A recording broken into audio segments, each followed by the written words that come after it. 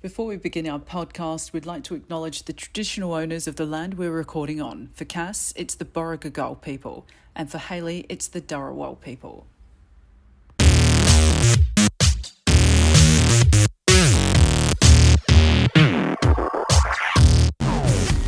Okay, everyone, welcome to episode 3 of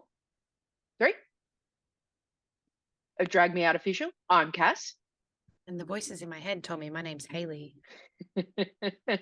And as usual, you're going to listen to us talk crap. Before we continue, I would just like to say that sovereignty has never been ceded. It always was and always will be Aboriginal land. So, Hayley. Yes. How was your week? Well, I think you know how my week was. Mm-hmm. And not great. So I don't want to talk about that. What I want to talk about, I kind of wish Ego was here for this because I feel that she would empathize with me. But anyway, so I mentioned it in the first episode. However, I think I may have edited it out. So I mentioned that I found we filmed that episode about 2 weeks ago, correct? Yeah. So on the 13th. Like so we filmed that episode about 2 weeks ago. Yep. Now I found on Paramount 40 seasons of Survivor US.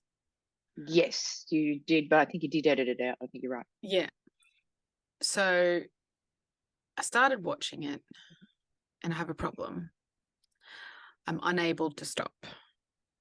I don't know what to do. I'm on season 12, but I don't know if I have to attend Survivors Anonymous. I don't know. I can't stop watching this crap. I've got a problem. I should say you do because Survivor's shit, but who am I to judge? But the cultural inaccuracies and the misogynists is just so interesting to me.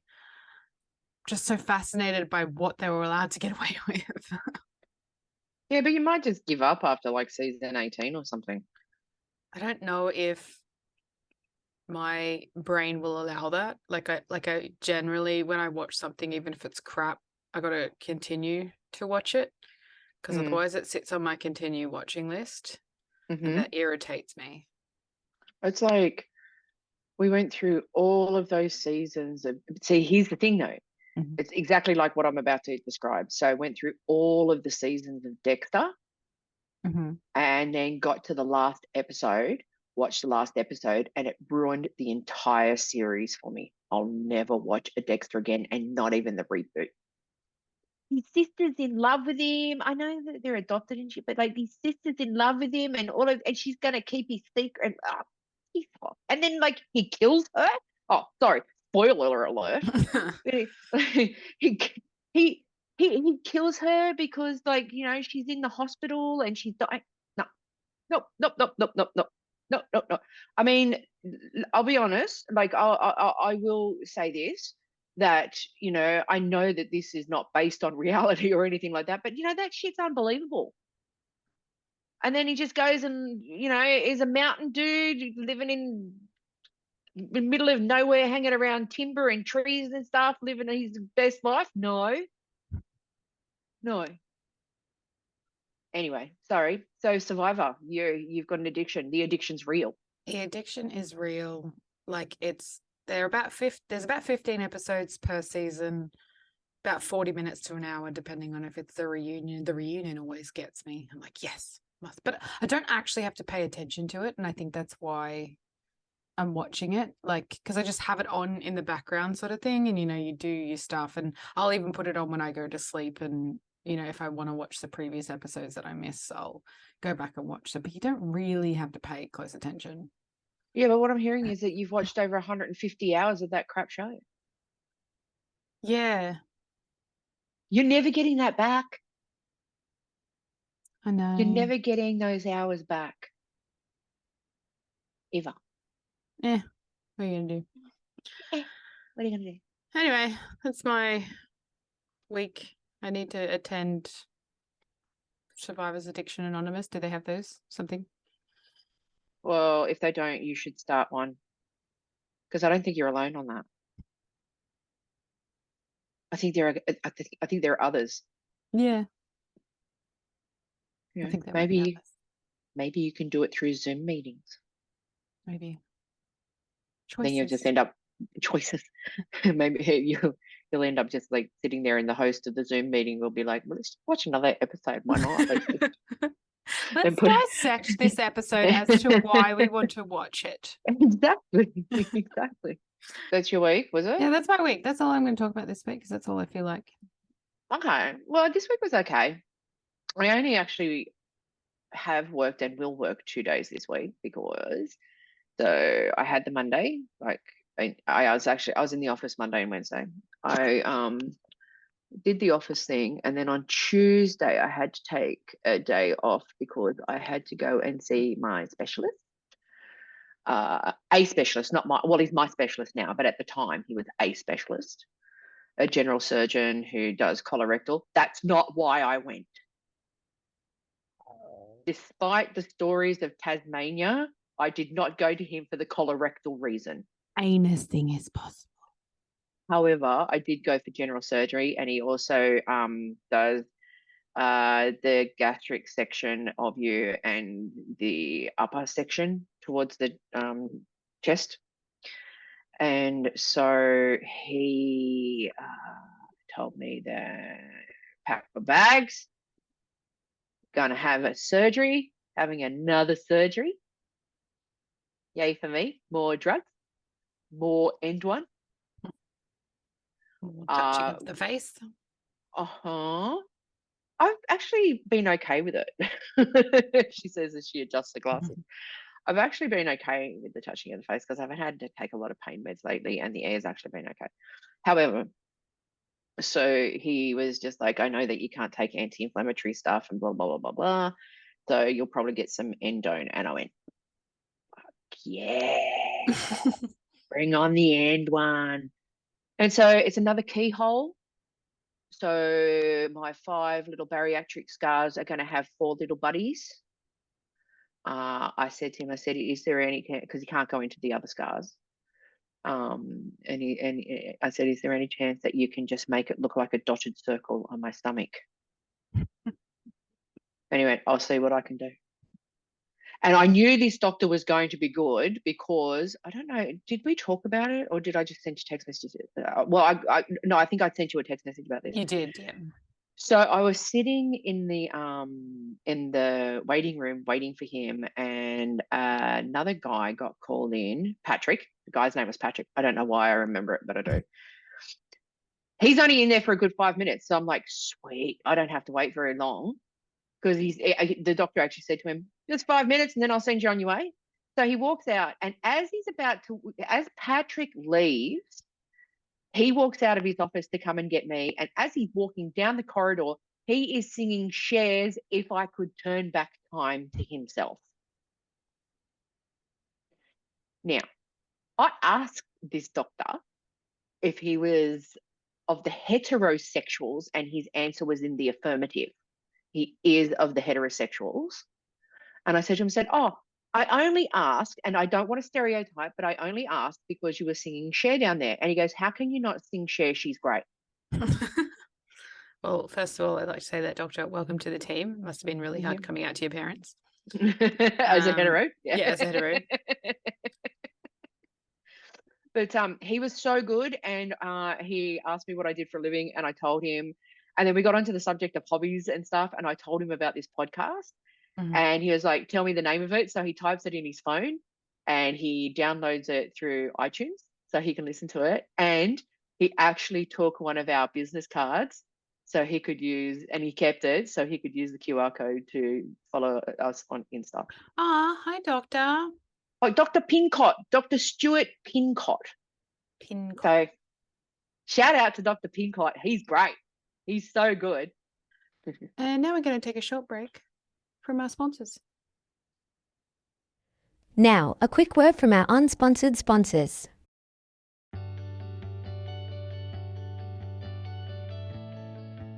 Do you want to go to sleep with a different celebrity every night? Do you ever think of smothering someone, but your pillow is too basic? Then we have the perfect pillowcases for you. Hero Huggers by Rennie. Hero Huggers by Rennie encourages testing on animals.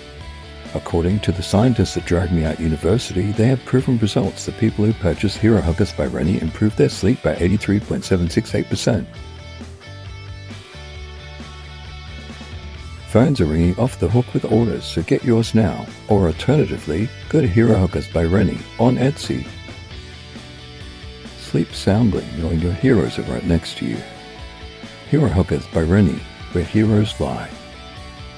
No animals were harmed during the making of this commercial. No one at DragMeOutOfficial has a science degree, but they have watched things about Scientology. No research has been done to support these statistics except our own biased opinion. Pillow not included. Mine's not very exciting this week, but it's time. It's time for that moment that bursts our pancreas. Oh, my pancreas. So I'm back on delivery drivers again. Oh God. Okay. I don't think I ever left them. No, I think that's been like from 2022 to 2023. Like I feel that like they've carried over. Happy New Year. Right. So it's the Uber ones and the DoorDash ones. I think Deliveroo is defunct now, but like anybody who delivers food. Okay. This has happened a couple of times and it hasn't happened, but we were talking about it in the office. And I started to get really worked up about it because it happened a few times and it does my head in, right? So you order your pizza or your Macca's or whatever it is, and you get the driver who's either on the motorcycle or the push bike.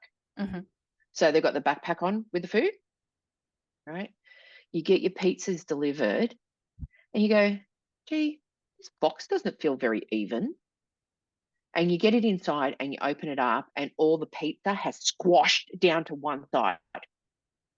I think I've been at yours, and this would have been a couple of years ago now, where we got delivered like McDonald's, but the Coke had tipped over. Yes, and I was going to go on that one as well, right? Because they just chuck it in the backpack and don't give two shits. They don't check the contents. However, having said that, so the pizza one, you know what you're getting when you pick up a pizza.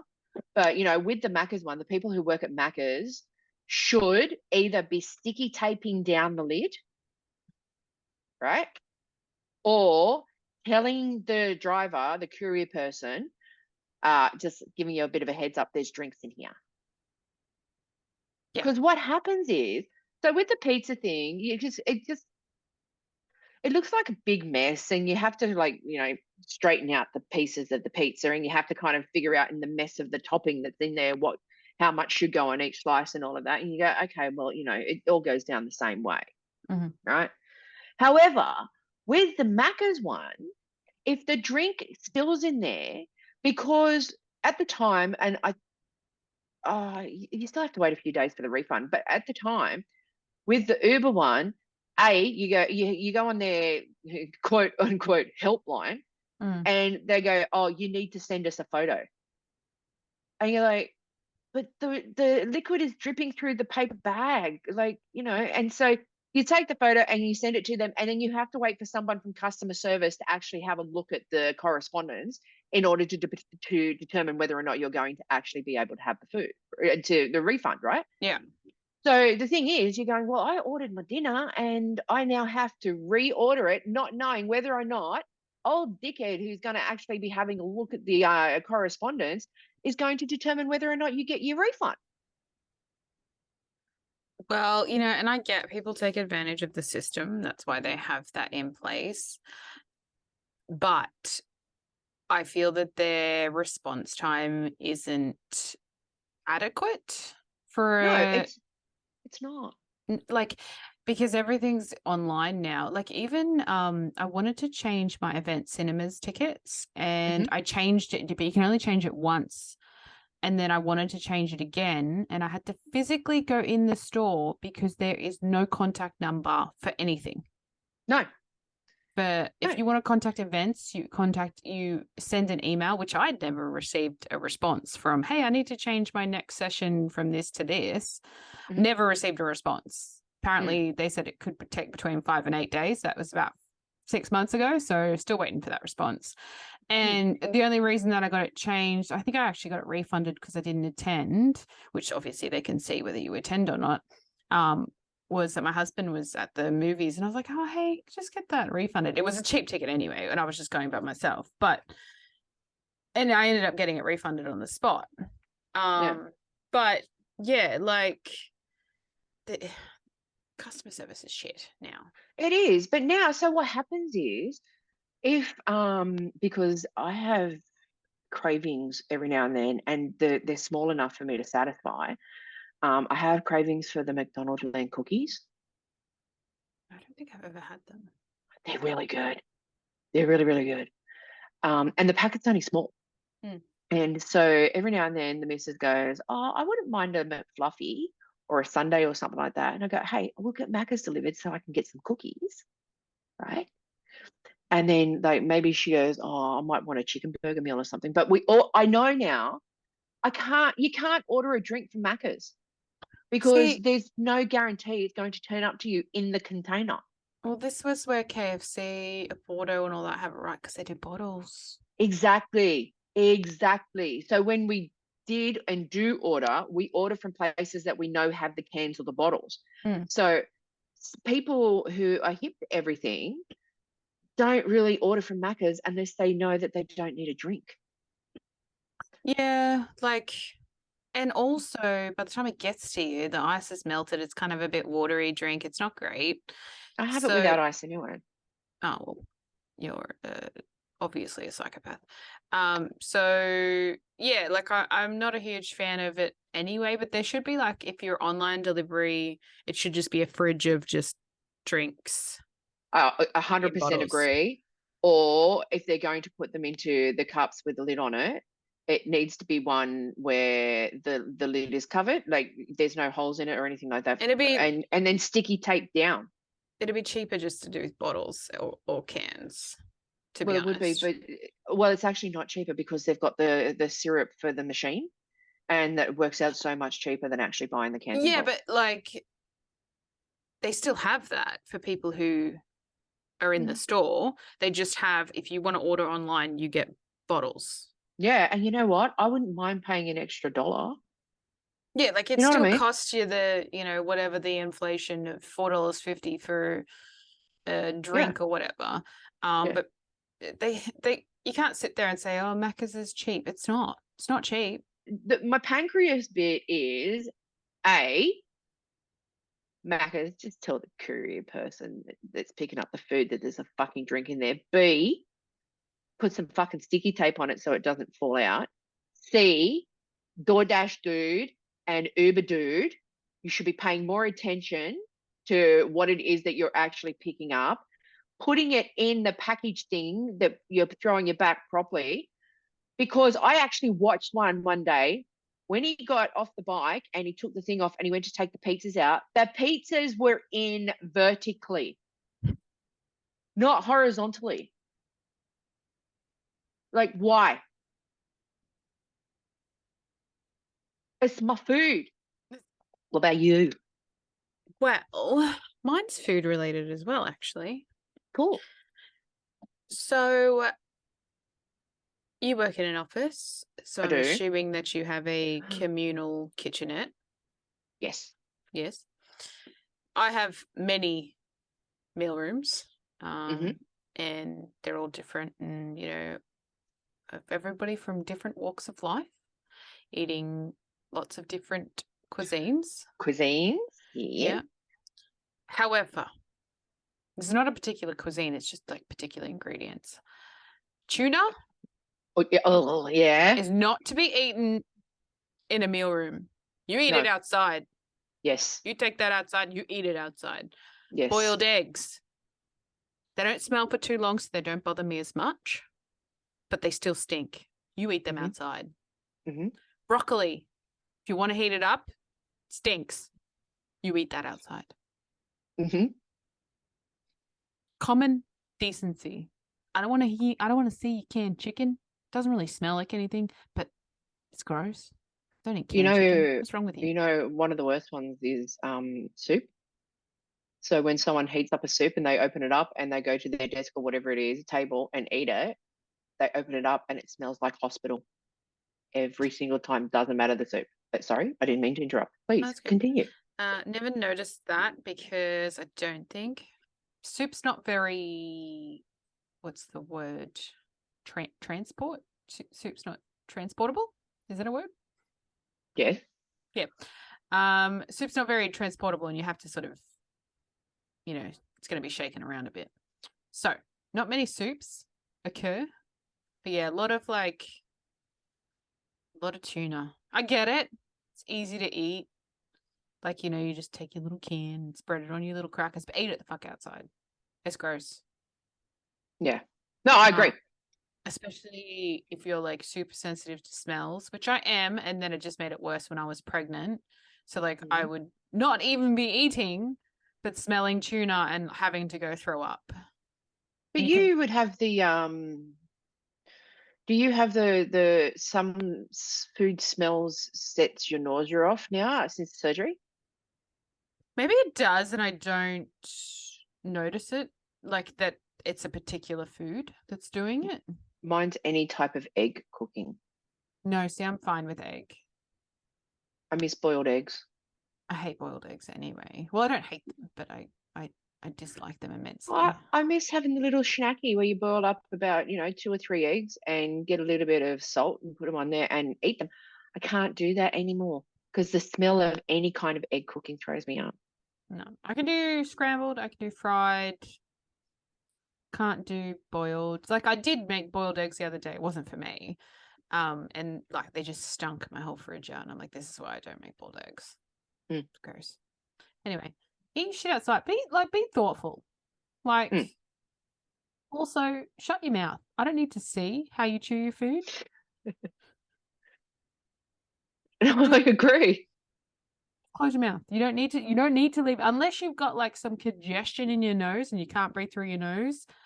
But also you shouldn't be at work because you're sick. So pancreas bursted. You know what I don't like? When you're in places like where you're multiple meal rooms and my kitchen, or sometimes most of the time I actually eat at my desk. When someone chooses to comment on the food you've brought in. I don't know if you get it, but we get it. Like, so I'm pretty safe. They kind of leave me alone because my food's pretty safe for them to comment on. Mm-hmm. But then you'll see someone go, "Oh, you've got sayos with jam." Actually, sayos with jam sounds really good, doesn't it? Anyway, and so like, they go, "Oh," and you go, "Yeah," and they yourself. go, "Oh, that's not very healthy." And you're like, and I've actually sat there a couple of times and turned around and gone, "Well, you don't have to eat it, so shut up." So the only thing that I would comment on, like if I walk into a meal room and someone's just made toast, I was like, it smells like toast in here. That's it. Like, or am I having a stroke? Yeah, or no, burnt toast is having a stroke. But like I don't comment on someone's food unless I'm like, oh, that looks nice. Do you know what I mean? Like if it doesn't look nice and it's not my thing, I'm not going to be like, oh, that looks disgusting. I'm like, no, it's someone still eating it. That's what their preference is. Normally my comments on my food is, oh, that looks good. Like, yeah. Oh, eggplant's another yucky one too. Does eggplant smell? Oh, I think it kind of does when you try and heat it in a microwave. Anything I you put in a microwave. don't eat eggplant. Well, I don't eat anything in a microwave anymore. No, I do that every now and then. Oh, every now and then I still give it a go, and I still always feel crap after it, but I still try. We had one and then I got rid of it because we never used it. Well, that's a lie. We used it for popcorn. I miss popcorn. And heat bags. Why can't you eat popcorn? I can eat popcorn. I tried, but it didn't really make me feel great. And the thing is, like, the only really good popcorn, aside from the cinema one, right, is the one that in the ones that you heat up in the microwave, right? Mm-hmm. And then what you do is you get Maltesers, and then when you open it up after it's come out of the microwave, it's steaming hot, and then you put Maltesers in, you close the bag, and you shake it around. Best thing ever. Hence why we needed the surgery. Yeah. No, I don't like cinema popcorn. I think it's gross. It's been sitting there forever. I like either the real fresh stuff, like I make it in a pan, or the triple butter, stick it in the microwave. I can eat that. I feel fine. However, when did you have the popcorn? Like, how far out of surgery? A couple of months, maybe. I'd probably try again. I think you'd be fine with popcorn, to be honest. Maybe. So that's mine. Oh, also, sorry, sometimes I take the really tiny packets of popcorn to work to just have like as a little snack. I was thinking about doing that. And I pop it in the microwave, but no one complains about the smell of popcorn. You can't, because that's like heroin. Yeah. So I love doing it and then watching people walk into the room and being like, oh, it smells good in here. Oh, has someone got popcorn? Yeah. That smells great. That's the best smell ever. I was going to say, we have a new segment. We do. I got my own segment.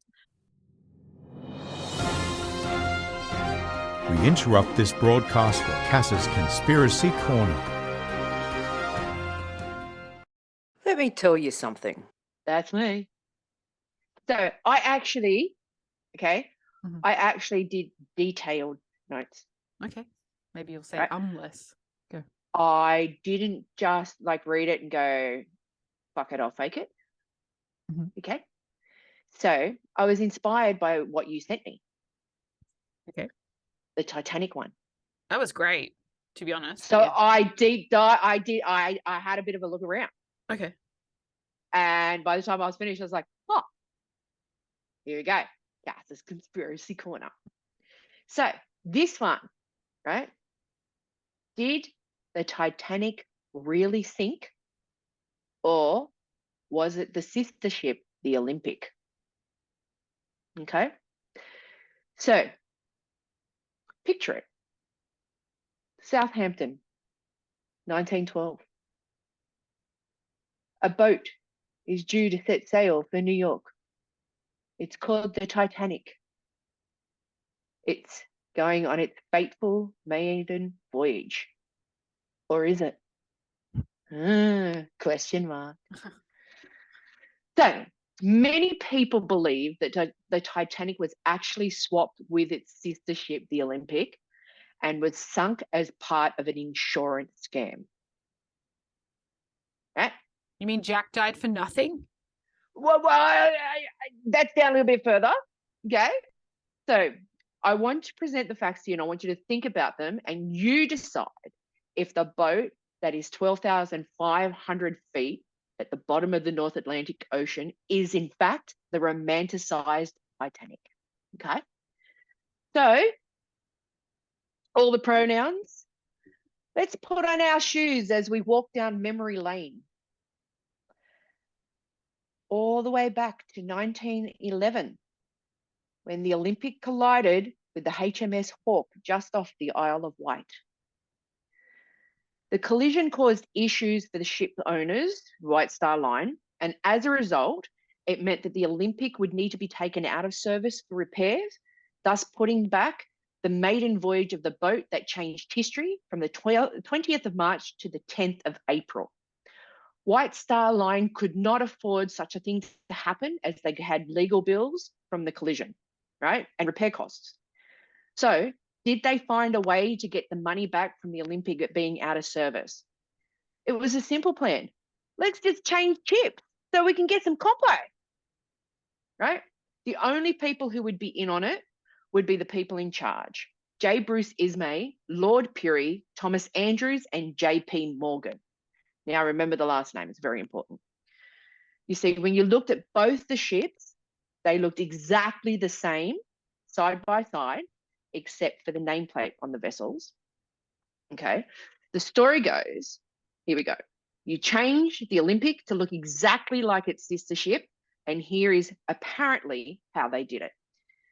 So the Olympic had tiled floors. So you cover the tile floors with the carpet as the Titanic had carpet, and any crew who had been on both ships would see the difference. Plus, any passengers would have been able to see the footprints or stain from previous passengers. If they didn't do it, the passengers would wonder why the floor of this brand new ship's gross, right? So Here's another thing. So they took out the cabins on the B deck of the actual Titanic and replaced them with the Olympics promenade to make it look more believable. Now, here's the thing. There was a difference in the portholes on the C deck between the Titanic and the Olympic. There is a photo of the Titanic being built in Belfast, okay, which had 14 evenly spaced portals. When it left Southampton on its quote unquote fateful voyage, it had 16 unevenly spaced portals, right? So people who worked in the shipyards in Belfast swore that the ships were swapped and were told by White Star that if they told anyone, it would be the last job that they ever had. So when the survivors got to New York, as in the crew, okay, they were actually met by two men, someone high in the company and another man who appeared to be from the government, who read them the, quote, Official Secrets Act, telling them that if they revealed the real reason for the sinking, they would have to serve a minimum of 20 years in the big house and would never get a job when they got out, okay? So here is something else for you to sink your teeth into, okay? So J.P. Morgan himself cancelled his trip at the last minute due to ill health, and then he was spotted 2 days later in France in good health. Bruce Ismay's wife and kiddies cancelled due to ill health and were spotted on a motoring holiday in Wales. Here's another thing. JP Morgan had 7 valuable bronze statues removed 1 hour before the ship left. Okay? He's sick. But he still had time to, without the internet and phones and all of that other shit, still managed to get 7 bronze statues taken out of the Titanic, right? So, and this is dodgy because JP Morgan publicly certified that he would definitely be on the ship for the maiden voyage. Was the reason behind this lie because he knew it was going to head south into the ocean? We'll never know.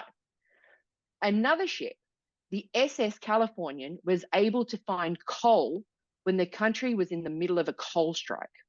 When it left London, there were no passengers on board. It's a passenger ship.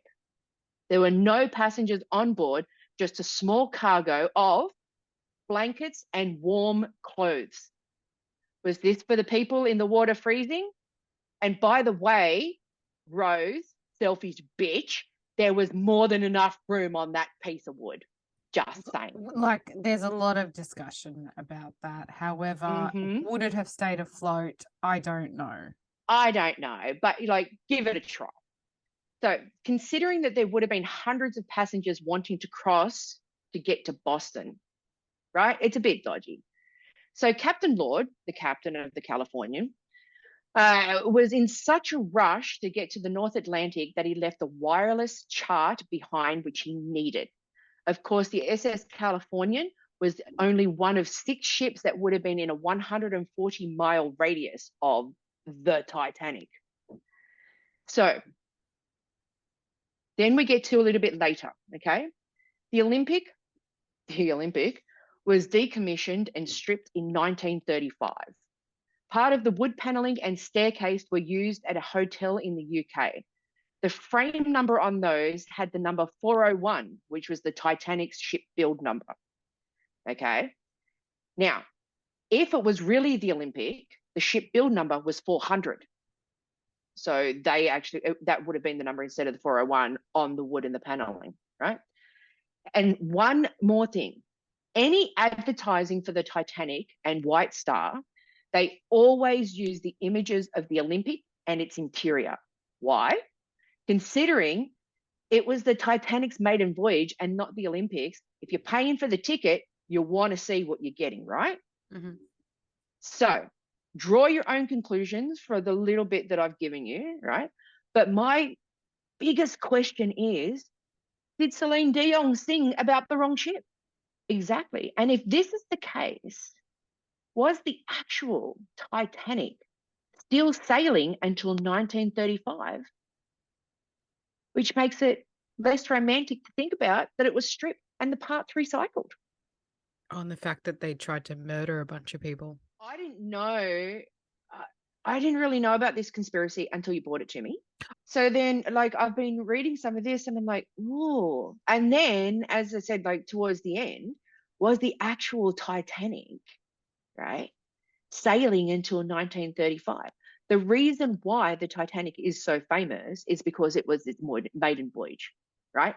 And then all of the dodgy stuff that happened, there weren't enough lifeboats and all of this other stuff. And it was supposedly an unsinkable ship. And of course, it was named the Titanic and Titan and Indestructible and blah, blah, and all of this other stuff, right? So, did they send the Olympic out knowing that it was going to sink? It was either going to hit the iceberg or it was going to sink because of the collision that it had in 1911. It may never have made it across the North Atlantic. They knew this. So, the question is, are these people who could have possibly known about it now considered murderers? 100% they are. Like, what white man hasn't been involved in corruption before? What rich white man hasn't been involved in corruption? But there was a seaman who sent a letter to a friend who was living in Australia. I worked there. I worked at the shipyards in Belfast, and I am telling you, the ships were they were switched. Yeah, it's as simple as that. So I don't know. I mean, it's one of those, did someone walk on the moon, or was it done in a studio in Hollywood, or whatever it is? But if you've got stuff like this to back it up, it makes you think. And back in those days, insurance, like dodgy insurance scams, were pretty much new. So, you could get away with something like that. And it isn't until later on in life, or when people finally start talking, that you go, oh. Because we have technology. We have cameras. Right. We have people watching all the time. We have people filming all the time. So this one, because I went into a couple of the conspiracy pages, and there was one in particular that actually had like photos of the Titanic on the ocean floor. The Titanic in the shipyard, quote unquote Titanic, in the shipyard, and then at Southampton dock before it set sail. And they're two different ships. It's two different ships. It blew my mind. But the idea that something like this could actually be true.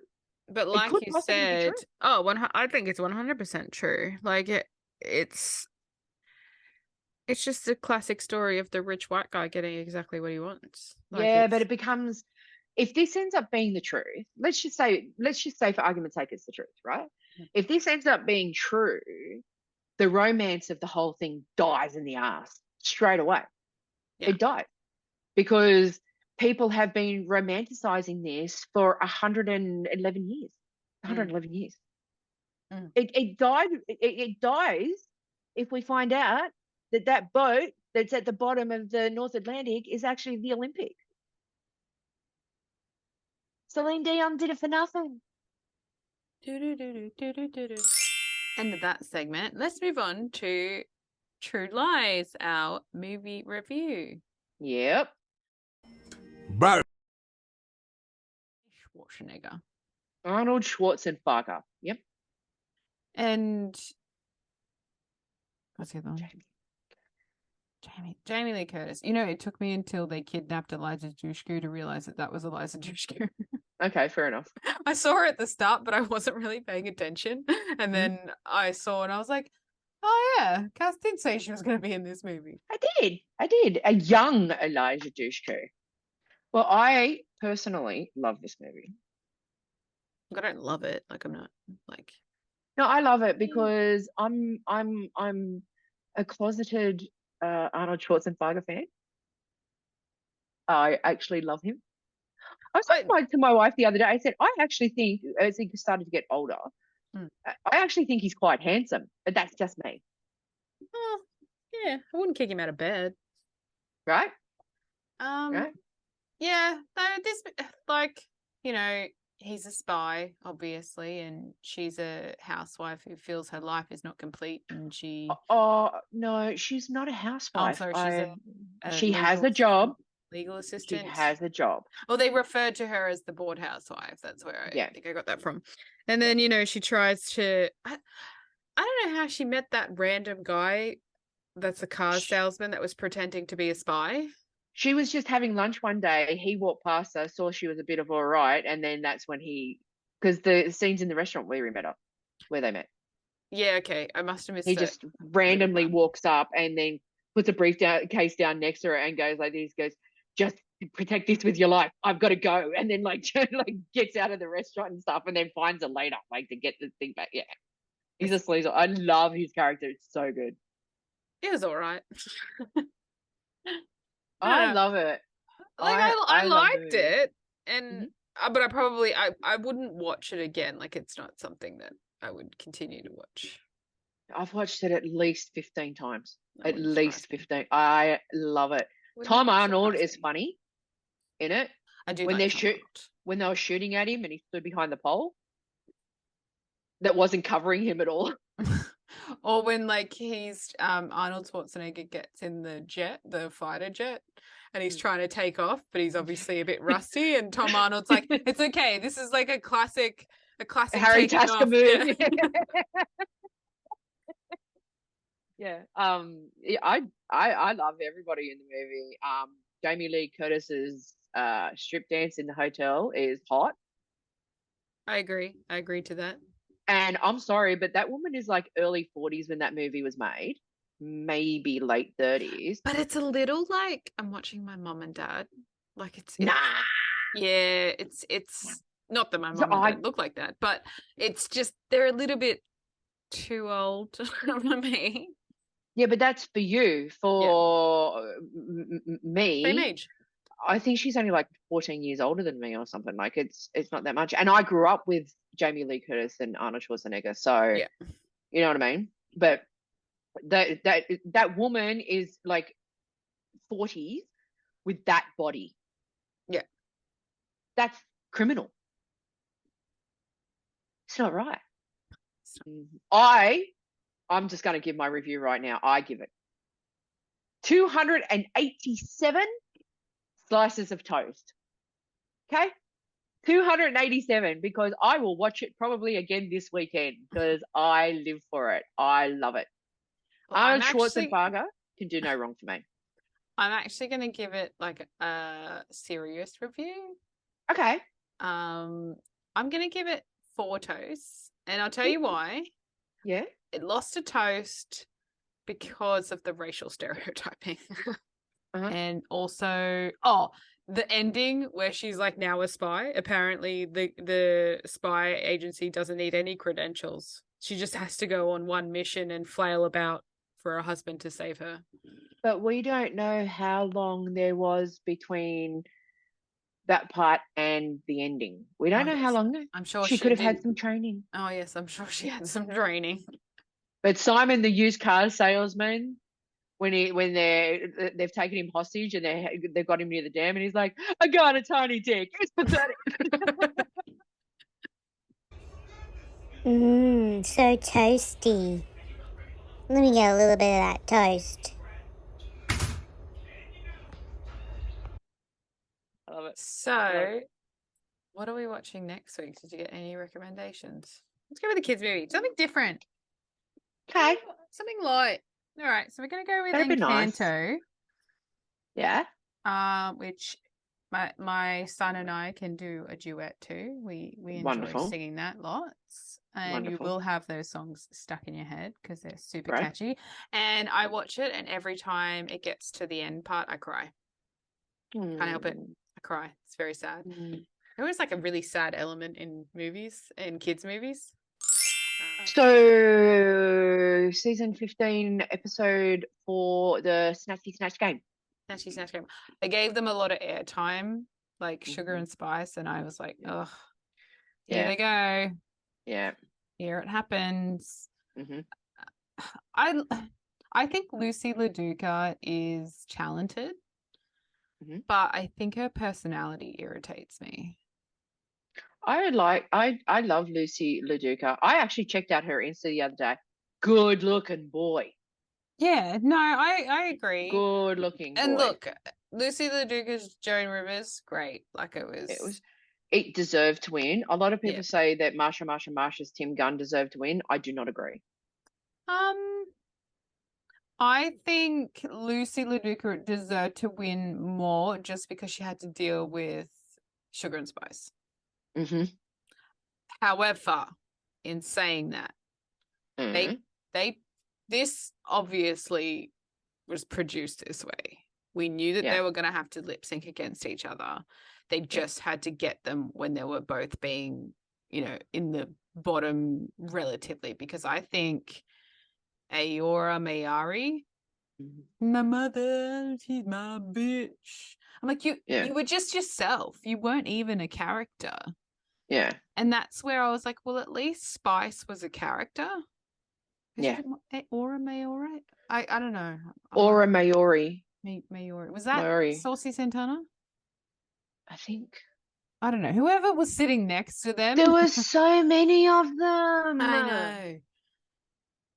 There was lots. There was 14 of them. And I've watched it twice. Like Same. I've watched it twice too. And I still just go,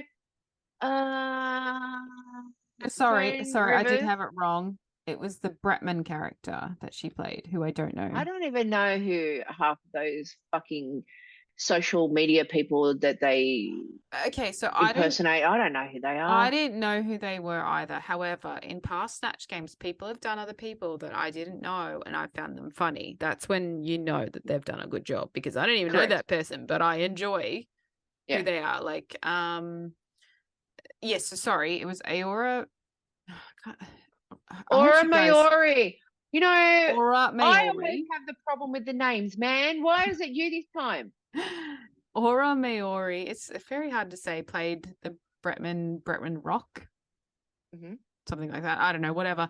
Wasn't funny, wasn't in any type of character. At least Spice was in character. Like, you could tell that she was Miley. Yeah. Yeah, so I thought it should have been Sugar in the bottom with Aura Mayori, but they used that. The twin thing. They used the twin thing. Like, it was going to be them to lip syncing as long as they both did bad enough that they were in the bottom, and they were interruptive, and they were they were hard. Jax, I actually really liked her Mona Lisa because it was something that we haven't seen before.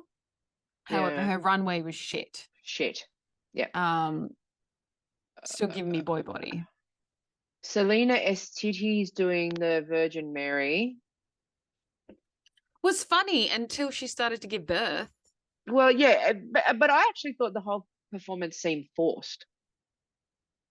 There was nothing naturally coming out of her. If she played someone from Jersey Shore, I think she'd actually do really well. Probably. Just that. But and then I didn't really like Amethyst's Tan Mum. Like, I feel it was a little bit of a cop out. Yeah, but she said a couple of funny things, but then she was getting annoyed by Sugar and Spice too, because she was sitting in between them. Yeah, but like, she was funny, but like, because she wasn't actually impersonating anyone, it was a character. Is Tan Mum a character? I don't know. I don't know. Because they didn't do the walkthrough.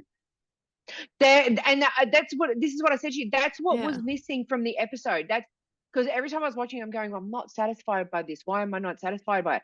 And then I click 2 days later where I'm like, hang on a minute, Rue didn't do the walkthrough. No, as soon as it went from this is a challenge to the challenge, I'm like, where's my walkthrough?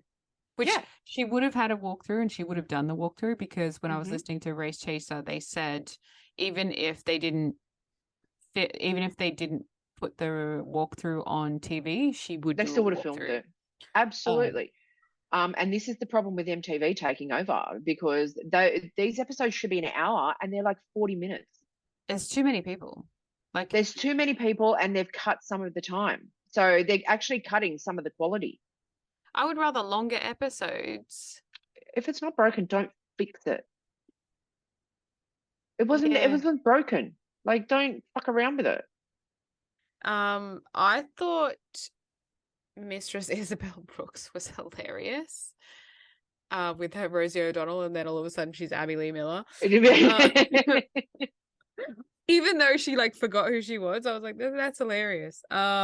She just worked it, and God, she paints like Eureka. Like in the photo that I have, like that they're all around the race car. She looks like Eureka, or Eureka looks like her. I don't know, but they paint very similar, and like they keep saying, you can paint for the gods. Mm-hmm. And then we got to find out that the bottom two were Sugar and Spice. And then they did a routine for their lip sync for their live. They did a routine. They knew that they were lip syncing. They did, but here's the thing: did Sugar fall intentionally twice, or was it an accident? No, because I felt like she may have fallen because the song was about chasing people around or running after people. Yeah, I don't know, but it seemed to me that she tripped on whatever she was wearing.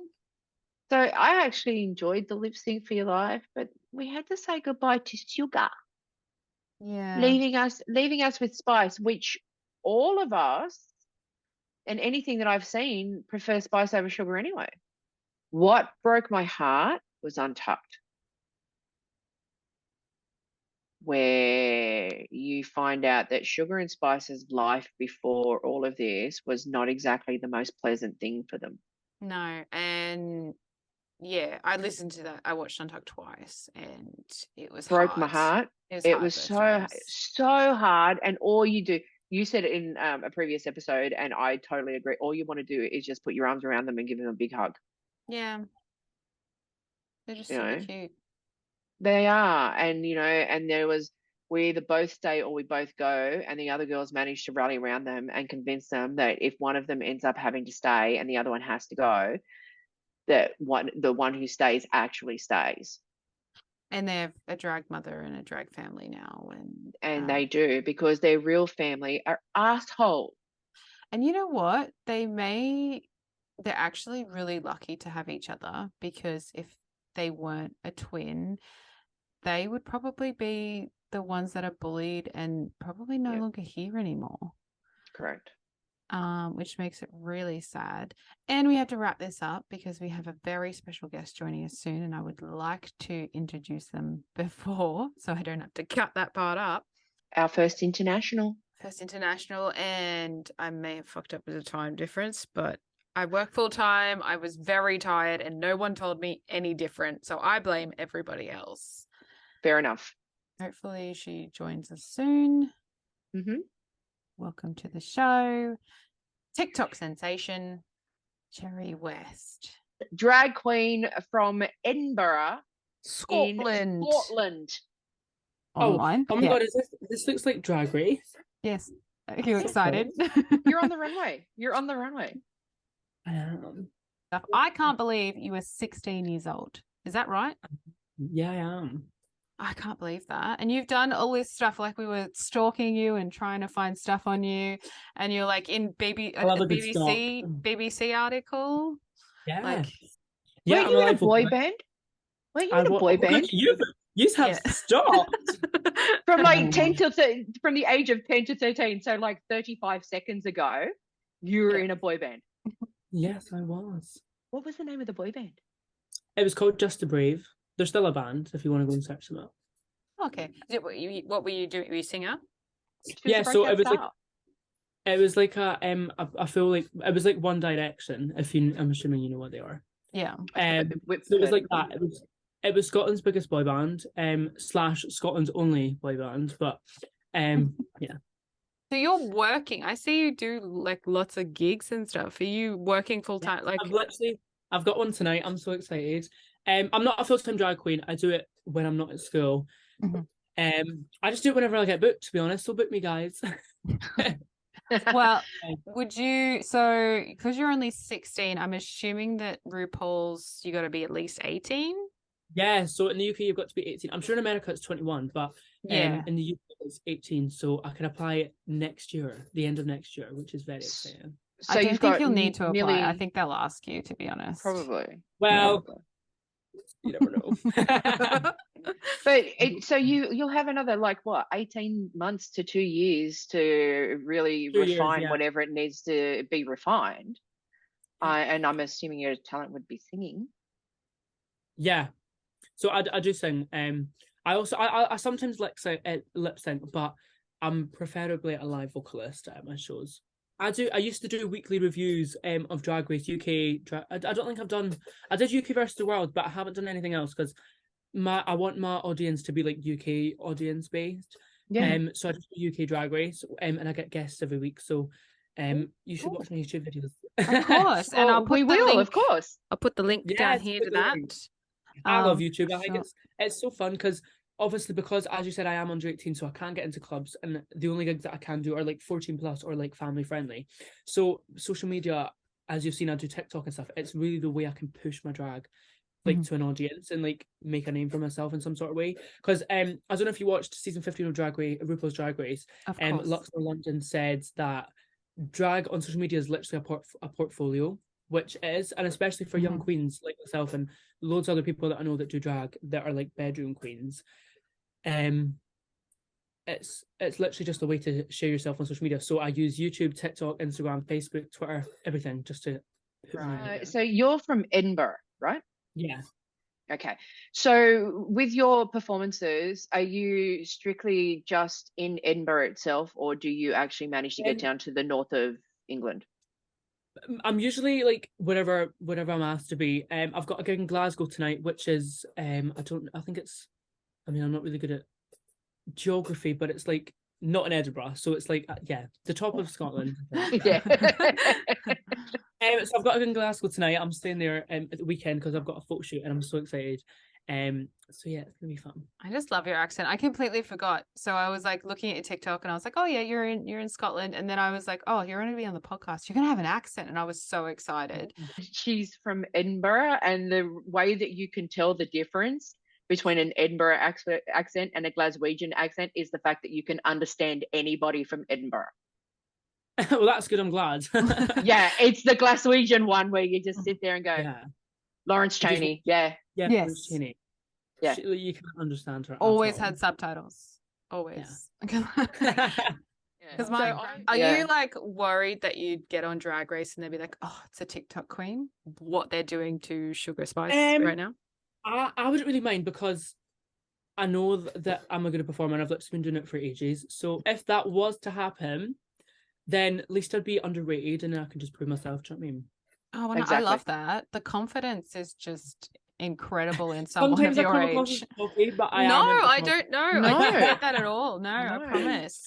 But that's what happens when you're 16 and you've got your whole life ahead of you, and you haven't been what's the word I'm looking, jaded by people and life and everything. And I just love the fact that you're confident in who you are. Because I'll tell you, when I was 16 I was a mess. Well, I am a mess. Yeah, but like this is the time for you to be a mess and figure out who you are. But is your family supportive? Oh yeah, my mum and dad absolutely love it. My whole family love it. I've got a one-woman show that I'm announcing tomorrow. Well, it's Friday for you, isn't it? Or is it it's Thursday. Thursday night. Well, I'm announcing my one-woman show. Wait, I'm gonna quickly grab my phone. I'm gonna show you because So, basically, this is my one-woman show. Let me show you the poster. The poster is, in my opinion, very, very cool. I don't know if it'll come. You're 16 and you have a one-woman show. Yeah, I know. Didn't you have that on Insta or something? Or are you just about to announce it on Insta because you had a countdown clock? Yeah, so I'm about to announce it. I'm so excited. I've got backing dancers. I've got everything. I'm so excited. Oh my god! I wish I was as together as you this age. I was just about to say, Hayley, I'm looking at you going, this is what grown-ups are like. I would invite you, but you are in Australia or down under, so obviously. But I think it's more likely that we'll see you at our drag expos that happen in the next couple years. I wish. I'd love to get on a plane and come to down under. It's so cool. Come down. Only Hayley and only Cass will look after you. We'll look after you. Plus, we know parents, everything will be fine. We know a lot of the queens; they'll look after you. Absolutely. You can't even be called baby drag because you've been doing it for like longer than other people. It's just you're just very young. I don't know, because a lot of people obviously go as baby queens that haven't been doing drag for ages. I mean, even though I have been doing drag for 2 years, which isn't that long, like compared to other people. But I don't know. I don't feel like I am in the category of a baby queen. I don't think you are either, but I think you so. will be placed in that category. Yeah, just because obviously I am age. young. Yeah. Yeah. But then And you're so going to end get up out there and you're going to prove it to everybody that they're all wrong, and you're going to be a superstar. Yeah. I reckon that's what is exactly going to happen. I think that you are going to be on RuPaul's. Not that you need it, but I think that, you know, it's sort of that stepping stone. Yeah, and I think that you're going to go on that, and I think that everybody is going to fall in love with you, to be honest. Oh, guys, I really That's what I think. Honestly, I've got my full Drag Race journey planned. I mean, it probably won't go to how I plan it, but I've got my entrance look, I've got my entrance line, I've got so cute. my finale outfit. I'm ready for that call. Is there any drag that we would know of that has inspired Cherry West? Yes, Davina De Campo, a UK legend. So I was invited to a drag show from this event company and agent company that was like looking into me. So I was invited to like go and film stuff with the queens and TikTok. So it was called something versus the world. I think it was called UK season 3 versus the world. Yeah. So they had like Scarlet Harlot treats to me and stuff like that. So I went and Jujubee was there. So it was really crazy because obviously I've watched all these queens for ages on Drag Race, and I'm getting to work with them and like film videos with them for free. And I was like, that's crazy. So Scarlet Harlot gave me a lot of advice. So I see her more as like a mentor. Like, and she even bought me a McDonald's, which that's a memorable moment for me. But yeah, that's so cute. I love it. I've been addicted to, and I know that the episode has just filmed, I've been addicted to watching the Vivian ice skate. Dancing on Ice, the Vivian. Yeah. Yes, I saw it. I She saw is it. The share Vivian. number. I saw it. I met Vivian at DragCon UK, and I was like shocked. She is such a big inspiration for so many people, like young queens, so many queens. I remember when I was speaking to Scarlett, she did say that Vivian's a big inspiration to her because of her character. Like for Snatch Game, Vivian blows Snatch Game away every single time. Her on all winners season, like she's just incredible, and her husband does wigs as well, and he's so good at wigs. So they're literally just like a big family of talent, and I'm so jealous. Yeah, the problem is with the Vivian, she ran into the juggernaut that was Jinx Monsoon. That was the problem.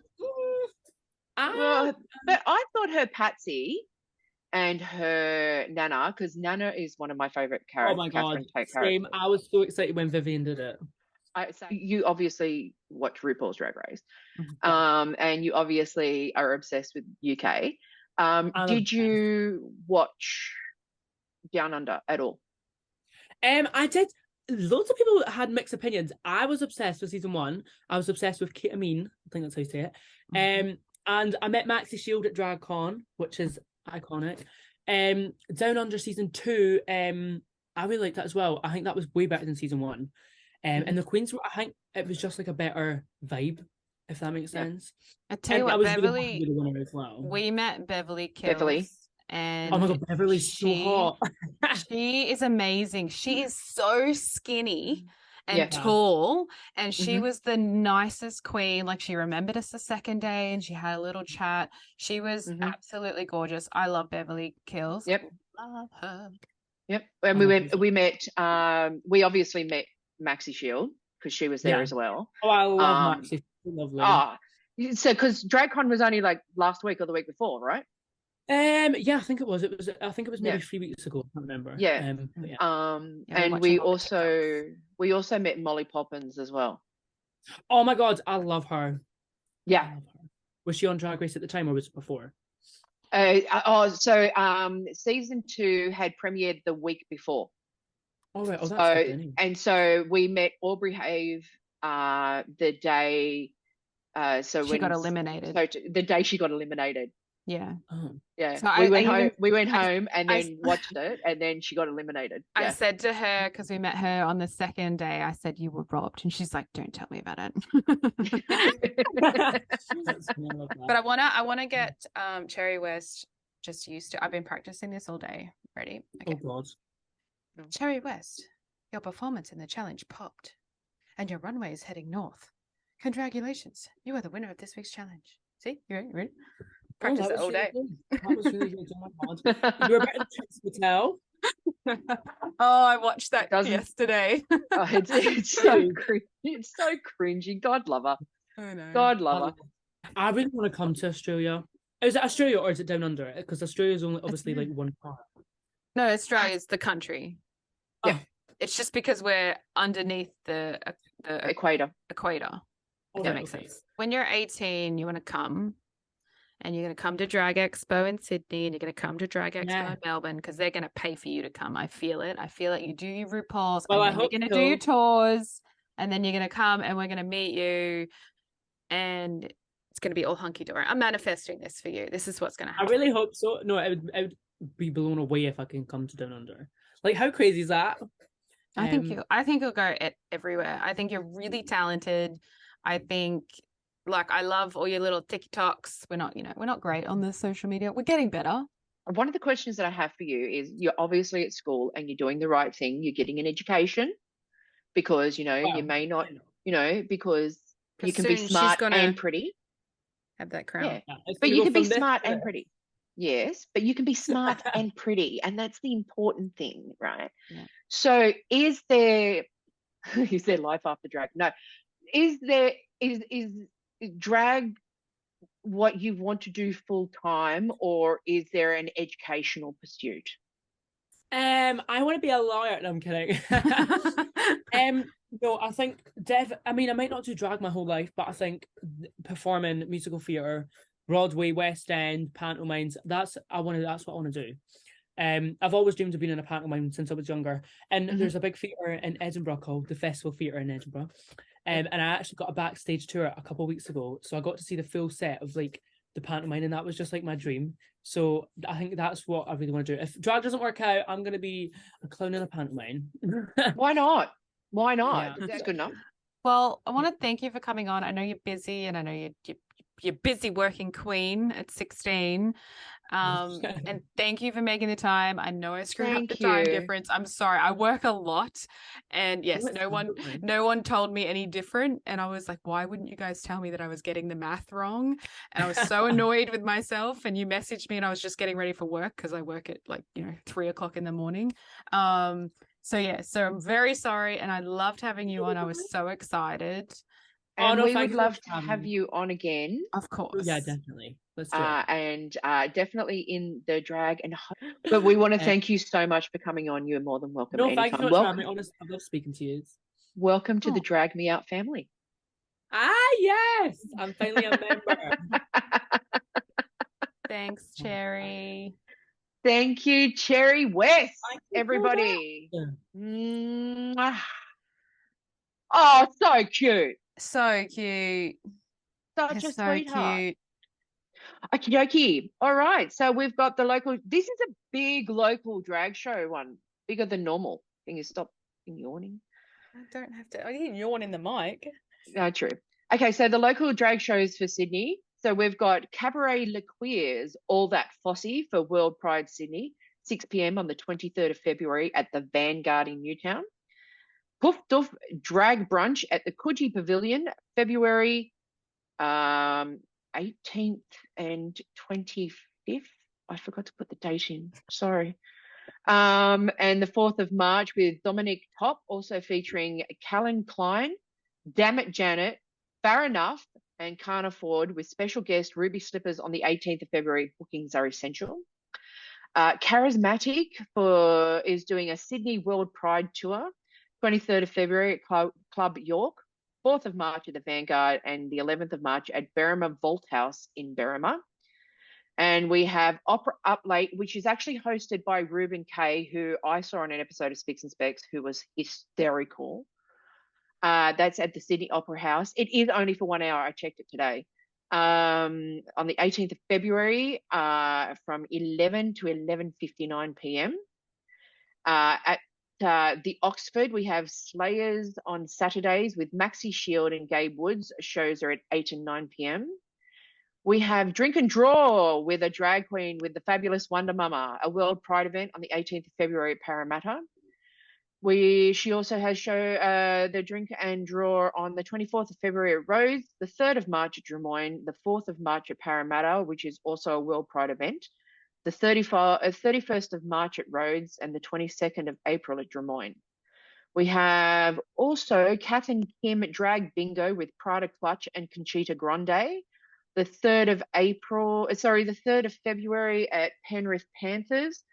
The 11th of March at DYRSL Club. The 22nd of April at North's Camaret, and the 29th of April at Wenty Leagues. And the drag shows for Melbourne, a Flamingo Bingo Night at Loew at Moorabbin on the 3rd of March with Tyranny and Havana Kebab. Doors open at 7 p.m. and the balls drop at 8 p.m.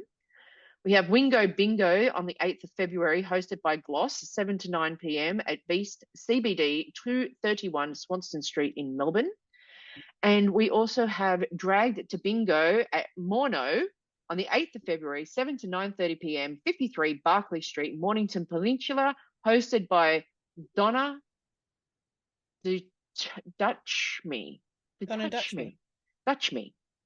Donna Dutchme. Donna Dutchme. Donna Dutchme. Sì, prego.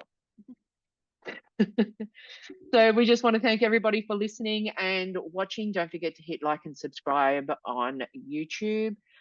Don't forget to listen to us and follow us and watch us and do all of that. And if you want to recommend a movie, if you are a drag artist who would like to come on to actually have a chat with us and let us know who you are and let the world know who you are, don't forget to hit us up on our DMs on Insta at DragMeOutOfficial. And we also now have a Facebook page, DragMeOutOfficial Facebook page. We'd like you to follow us on the Farshade book as well. Thank you once again. Thank you. We will see you next week. Thank you. Thank you. Choices. Ta-ta! Bye-bye. Bye.